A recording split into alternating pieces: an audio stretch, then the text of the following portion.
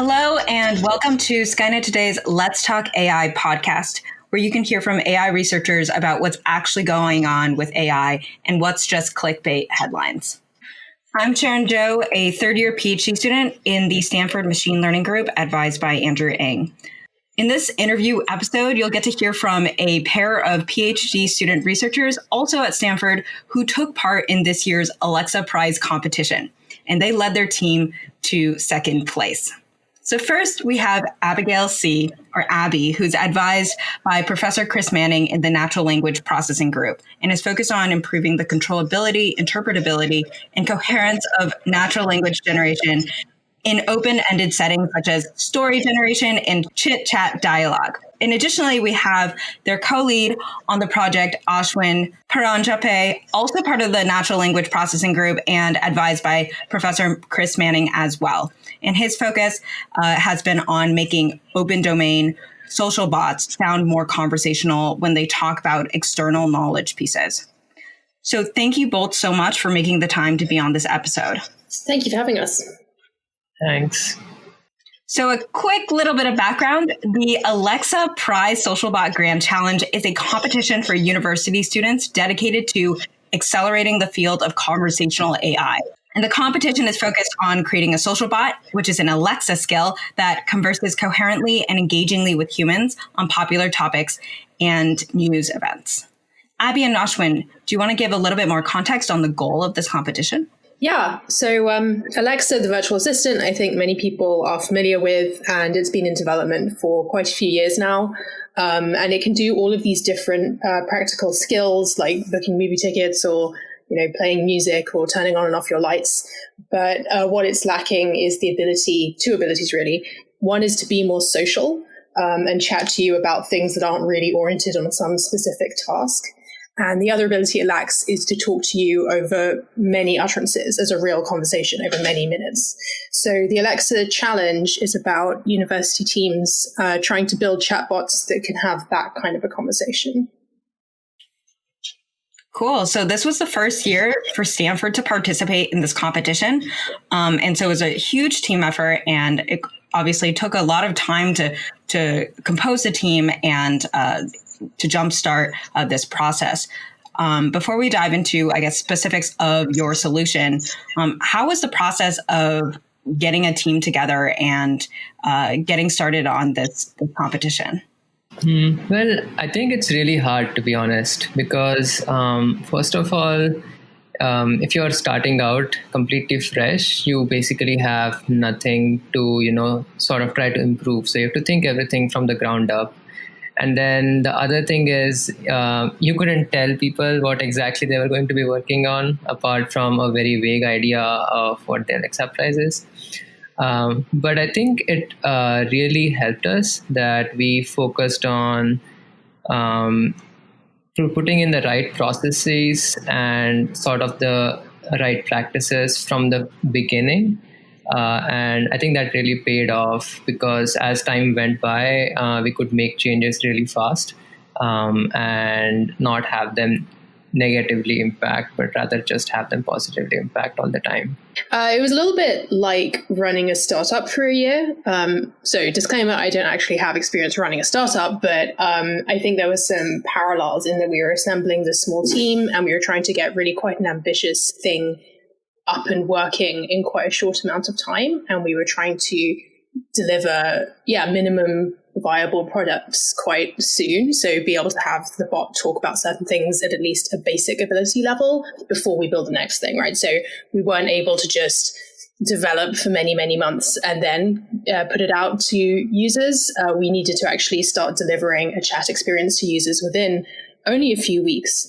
So we had to move pretty fast and we had to react quickly to the feedback we were getting from users. And how did you cull those users? Or how did you get the users to test your chatbot? So the Alexa Prize is run on all Alexa devices. So the idea is that during the competition, and in fact still today, if you say let's chat to an Alexa device, then you get routed to one of the random chatbots from the competition. So the idea is that pretty much anyone who has an Alexa device in the US has been able to do that, and many, many of them have been doing it every day. over the last 9 months, and they've been talking to our bots. That's really cool. Do you know what the reach is for your bot? It was definitely like a few thousand conversations per day for us, right? Yeah. I mean, not all of them are super long. Sometimes they are accidental triggers, but yeah, I would say a few thousands every day. Very cool. So let's get into the chatbot itself a little bit. So the chatbot's named Chirpy Cardinal, and your paper on it is titled Neural Generation Meets Real People Towards Emotionally Engaging Mixed Initiative Conversations. And your paper notes that, quote, our social bot engages users on their terms, prioritizing their interests, feelings, and autonomy. Could you give us kind of at a high level how you implemented the bot and what you did to make it capable of doing that?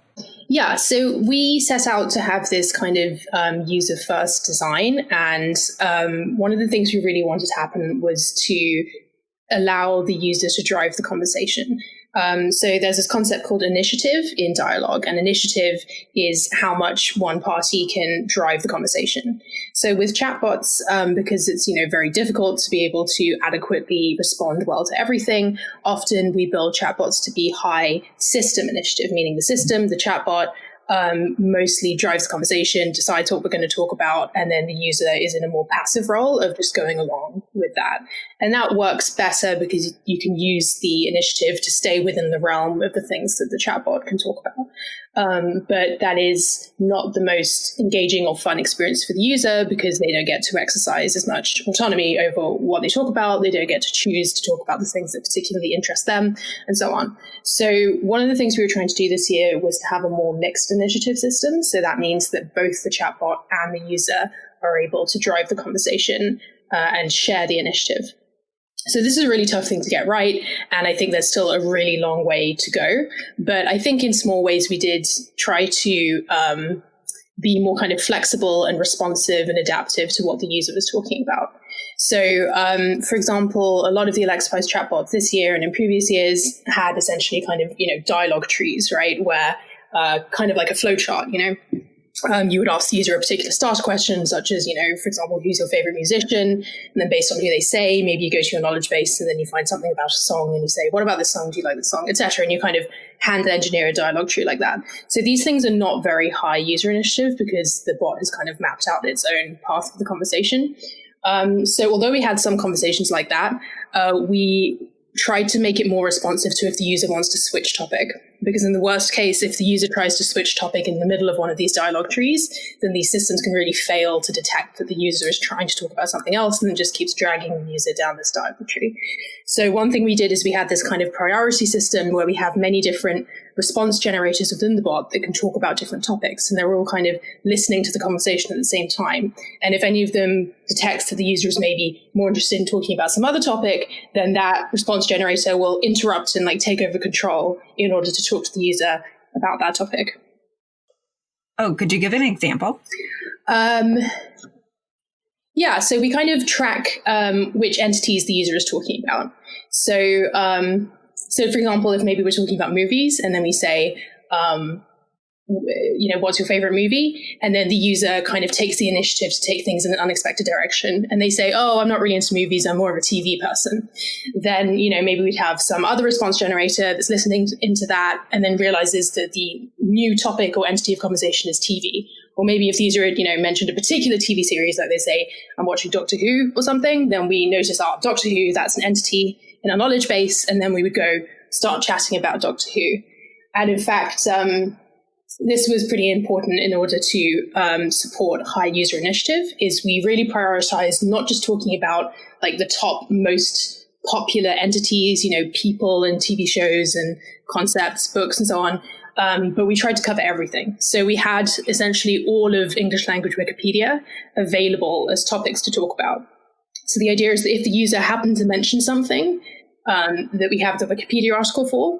And if we can figure out the link between what they said and the Wikipedia article, which is definitely a difficult problem, we didn't always get that right. But if we can figure it out, such as Doctor Who, then we can switch to talking about Doctor Who and use the information in the Wikipedia article to talk about the details of Doctor Who with the user. And the cool thing is that we tried to do this for not just Doctor Who, which is a very well-known show, but really minor Wikipedia articles that very few people read. So we were hoping to kind of pleasantly surprise users when they mentioned their weird niche little unknown TV series, that we would be able to talk about it too. And do you think you achieved that? What kind of evaluation metrics or qualitative evaluation did you guys do? So I think it's kind of really hard to evaluate something like this qualitatively. So there are a couple of things that we were provided with. One was people rating our conversations. And then there were also some turn level annotations. But on the other hand, we kind of found that even though we could detect a lot of entities and talk about them, the initiative part of it could indeed be restricted to this area. So for instance, if they then went ahead and asked a really niche question about their niche TV show, then we would probably not be able to answer that. And I think it all kind of boils down to a more subjective evaluation of when you see things going wrong. But it kind of is still true. And we saw many instances of something like this. That makes sense. And Abby also mentioned using a huge database of essentially all Wikipedia topics. And that definitely reminds me of the GPT variants and how they've been trained. Could you touch on how your chatbot relates to GPT? Yeah, so as you mentioned earlier, our technical report is called Neural Generation Meets Real People. And that's because we were really excited this year. One of the main things we wanted to do was to take the recent advances in large pre-trained language models such as GPT-2 and 3, although we didn't use 3 because it's so new. We wanted to see how well we could use those to talk to real people. And there's such a huge difference between talking to real people who are just, ordinary people, or all the different people who use Alexa in their own homes and who have really different expectations for what they expect to talk about. There's a huge difference between that and maybe a Mechanical Turk experiment where you've given people very precise instructions about what you want them to do, and you're able to, restrict them based on certain qualifications you want them to have, for example.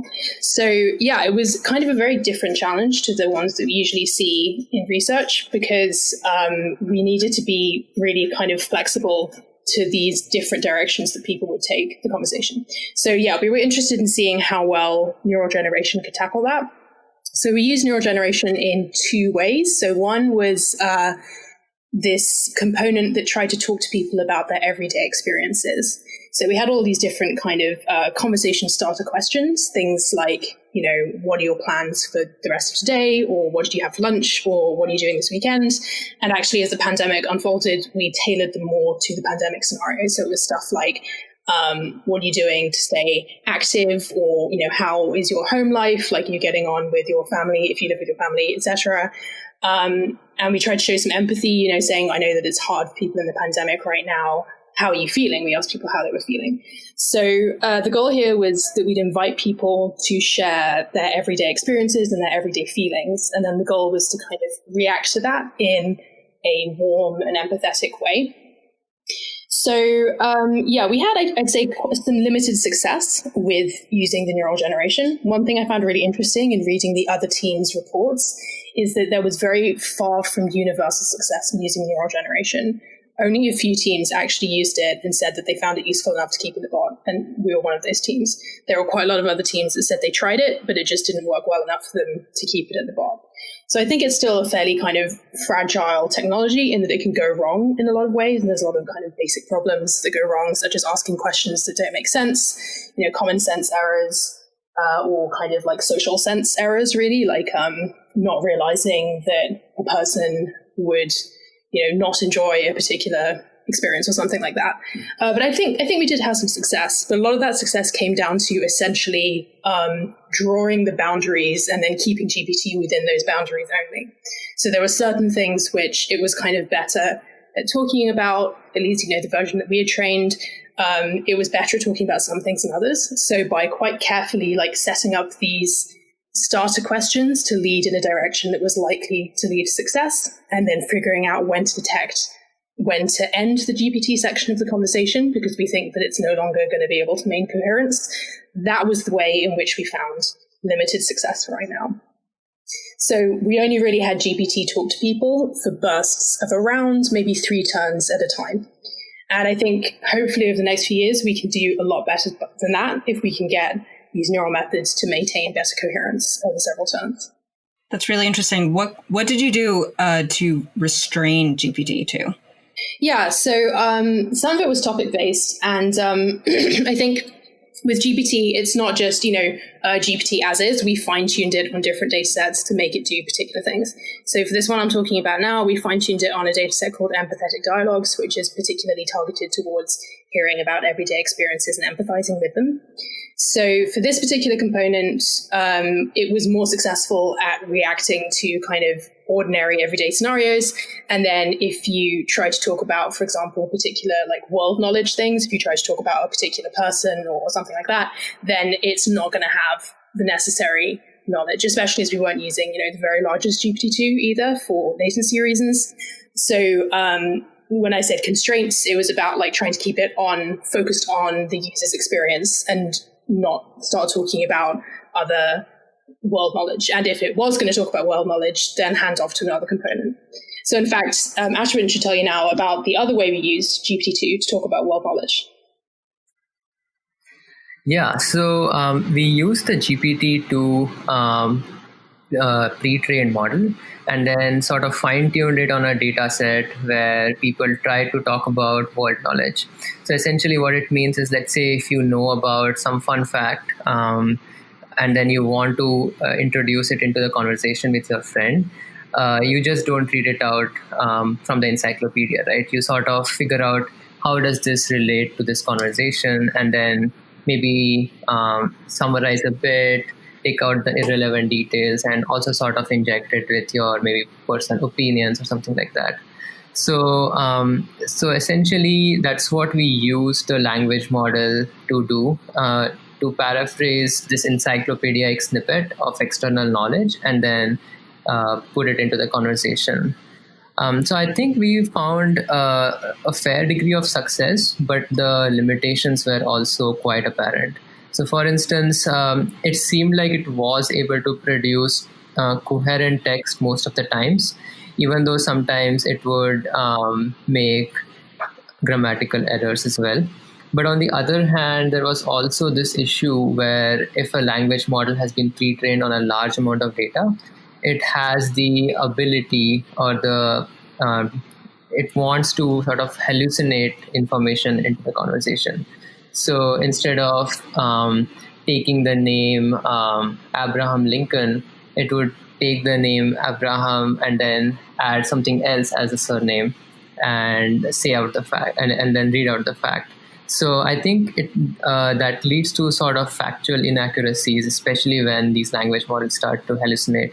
That's kind of the bad part. So there's always a tension between how much you try to paraphrase, make it sound natural, because that's how much editing you are doing, with the amount of factual correctness that you are able to maintain. Right, that makes sense. I can definitely draw parallels to the image domain as well. So with all that being considered, we know you place second, but can you describe kind of what aspects people seem to like most or least about the system? And perhaps it could be your own opinions as well. Well, one thing that I think people were pleasantly surprised by is we had a module that was designed to exchange opinions with people. So we actually went to Twitter and then we gathered people's opinions on various things. So, for example, foods or days of the week or seasons or I don't know, just everyday experiences, stuff like, for example, working from home. There are many people tweeting about how they felt about working from home. So we made sure to collect only opinions on pretty non-controversial things like that. We didn't say opinions on, public figures or religions or anything like that was going to cause arguments. So we collect these things, and then the idea is that when we'd be chatting to people about these things, then users could tell us how they felt about it, and then we would counter with an opinion of our own, saying like, oh yeah, I love bananas too, they're so tasty and a great source of potassium, or whatever. And one thing that people seem to actually enjoy and be rather tickled by was having a playful disagreement sometimes. So we did a study, which you can see in our paper, that showed that sometimes people actually found it quite stimulating in a fun way when we would disagree with them. We would say, oh, actually, no, I don't love bananas because I don't know what the reason is to not like bananas, but people would find that fun sometimes. So I think finding opportunities to do something that people had never seen a chatbot do before, at least in their experience, that was a really fun thing to do for people. Ashwin, was there anything that surprised you? Trying to think. So I feel like sort of being able to talk about very niche things was also something that even though they sort of expect us to be able to do, if we are not doing it well, then it's like kind of bad. But if we are actually doing that well, then it's also another surprising thing. And one thing I realized, or I think all of us learned, was we always imagine like these systems to be in some sort of a continuum where people know exactly what they do and they are just using them day to day. But I think a big component of this whole last few years is that these systems are continually improving, and a big part of what engages people is their ability to probe and poke these systems. So we found a lot of people trying to push its boundaries, trying to ask it really tricky questions. And I kind of feel like that is one component that maybe we kind of ignore. We assume that it's a steady state, but it's not really that. So it was fun. Yeah, I think on the topic of user initiative, as I said before, is something we tried to improve, but we were still very, very far from really, properly being able to go with the user wherever they wanted to go in the conversation. So I think that's something that sometimes led to user frustration when they'd want to talk about some topic, but then we didn't have the ability to talk about it properly. Then I think that was disappointing to people sometimes. Oh, and sorry, another thing I remembered that was interesting. When we were trying to do a high user initiative and allow people to talk about all of the unusual interests they had, our first attempt to do that was to ask people a lot of questions. We'd say, so what are you interested in? What are your hobbies? What do you like to do? But we actually found that people got really kind of exhausted from being asked so many questions. So we realized that we had to kind of scale that back a bit, and actually having, mixed initiative and having the bots still take a lot of initiative to suggest topics was actually pretty important, because otherwise you're putting, too much burden on the user to make all of the decisions. That's all really interesting. That reminds me a lot about Replica, if you're familiar with that chatbot that I played with. And I recall that I admit to being a little bit of an adversarial user, trying to probe it and see how far I could get. And also feeling a bit exhausted when asked too many questions too frequently. Have you guys seen Replica? No, I don't think I have. Oh, wow. It's an app and you can download it. It's supposed to be kind of an avatar, but I don't think the graphic side is really there yet. But the chatbot side is somewhat there. And it's really cool because people actually do use it. And a lot of people are using it for, I guess, combating loneliness right now. So how does it work? It takes on multiple roles. I think the free version is friend, but the non-free version, I think, can be like a mentor or even significant other. And you just chat with it. It's just a chat bot, and you can chat about anything. So why is it called Replica? Is it replicating something? Oh, I think people like to think of it as maybe yourself, like you're talking to yourself. But myself is definitely not my best friend. If I could clone myself and that was my best friend, that would not be the most healthy best friend for me. It would just be an echo chamber. Well, yeah, that sounds like we need a new replica then, or not a replica. we need Chirpy. Yeah, I kind of got confused because I searched for replica and then there was also her, and then I thought it was a movie, so I went on and checked out the trailer for the movie called Replicas. So I thought you were I think it's Replica with a K. Yeah. What do you guys, I'm very curious what you think is low-hanging fruit in this area, because I'm actually really surprised on the avenues you pushed on. I think are amazing, and I didn't think we could get to some of these places, especially, going niche, or also just getting a sense of, or being playful with the user like that. What do you think is low-hanging fruit? I know you mentioned a lot of things that are, maybe that's really far off, but what's low-hanging fruit that you could see in chatbots across the board soon? I think one of the low-hanging fruits is the ability to answer questions on a variety of levels. So I think right now, for instance, you can ask very generic questions to Alexa or OK Google, and then they'll be able to answer it. But I think the next sort of step is if you are having a conversation, but it's about something. So let's say it's about a news event, it's about your favorite musician, or if it's about, a personal experience you've had, being able to answer questions is one of the biggest and maybe the easier things to do going forward, because it seems like one of the places that where we could really improve on this mixed initiative aspect is to be able to answer questions whenever the user asks them. And it wasn't like the questions were super tricky or very difficult, but they needed the right sort of answers. So yeah. I'd say that the question, what's low-hanging fruit in conversational AI, in itself, it kind of depends on who you are. So I think maybe more so than other areas of NLP, progress in conversational AI, a lot of it's happening not in a very open domain kind of way, open source kind of way. Because I think there's a lot of private companies who are making progress in this. So, for example, Xiao Ice, the Chinese chatbot, seems to be very advanced, but it takes a huge amount for some, startup or group of students such as us to reach anything like that level, because it just takes a huge amount of engineer hours. You need lots of engineers over years to develop something as polished as that. So I think one of the things that's kind of difficult is that I think there are existing techniques that you can put together to build something that adds up to quite an impressive user experience, but it takes a lot of effort to get there. So I would love to see conversational AI technology becoming more open source and more shareable. So actually trying to work right now on making parts of Chirpy Cardinal available, hopefully, to share, because I think that's something of a limitation in the field right now. Also, the matter of data as well. So for good reason, most of the chat data in the world is private, but unfortunately that can make it hard to find data to train on for conversational AI. Yeah.